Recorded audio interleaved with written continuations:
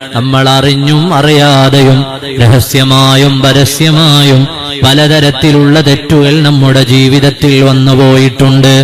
പാപമോചനം തേടുന്ന ഒരാളിന്റെ കൽബിലുണ്ടാകേണ്ട ചിന്ത എന്താണെന്നറിയുമോ?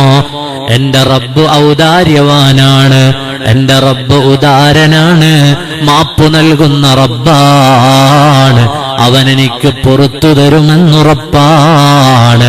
അസ്തഗ്ഫിറുല്ലാഹ്.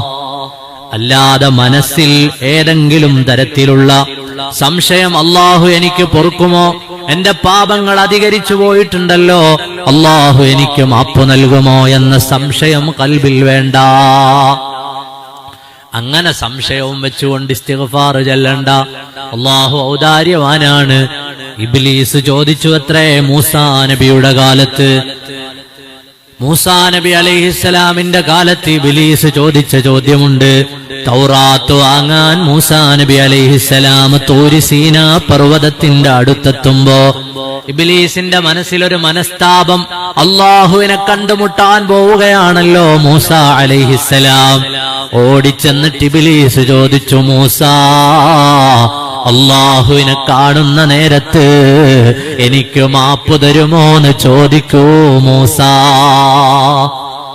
മൂസാ നബി അലൈഹി ഇസ്ലാം പറഞ്ഞേ, നീ മാറി നിൽക്കൂ, മാറി നിൽക്കൂ, ഞാനത് ചോദിച്ചോളാം, നീ എന്റെ വഴിയിൽ നിന്ന് മാറി നിൽക്കൂ.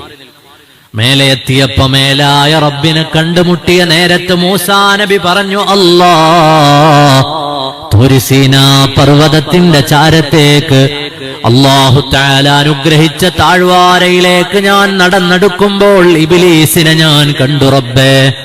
ആ ഇബ്ലീസ് എന്നോട് ചോദിക്കുകയാണ്, അവന് മാപ്പ് കൊടുക്കാൻ റബ്ബ് തയ്യാറാകുമോന്ന്, അവന് മാപ്പ് കിട്ടുമോന്ന് നിന്നോട് ചോദിക്കാൻ അവൻ പറഞ്ഞു. ഉടനെ അല്ലാഹു തആല പറയുകയാണ്, മൂസാ, അവന്റെ തേട്ടം ആത്മാർത്ഥമാണെങ്കിൽ ഇബ്ലീസിനും മാപ്പ് നൽകാം. അല്ലാഹു റബ്ബുൽ ആലമീൻ. അവൻ ചോദിച്ച ചോദ്യം ആത്മാർത്ഥാണോ, എന്നാൽ ഇബ്ലീസിനും സാക്ഷാൽ ഇബ്ലീസിനും മാപ്പ് നൽകാമെന്ന് അല്ലാഹു റബ്ബുൽ ആലമീൻ. നമ്മൾ ആരും ഇബ്ലീസുമാരല്ല.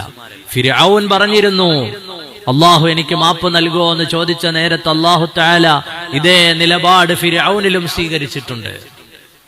ചോദിക്കുന്നത് ആത്മാർത്ഥമാണെങ്കിൽ, അള്ളാഹുവിനോട് കൽബ് പൊട്ടിയിട്ടറിഞ്ഞുകൊണ്ടാണ് പറയുന്നതെങ്കിൽ, ചെയ്തു പോയ തെറ്റുകളിലേക്ക് ഇനി മടങ്ങില്ല എന്ന ചിന്ത എപ്പോഴും കൽബുകളെ ഭരിക്കുന്നുവെങ്കിൽ അള്ളാഹു നമുക്ക് പുറത്തു തരും. എന്റെ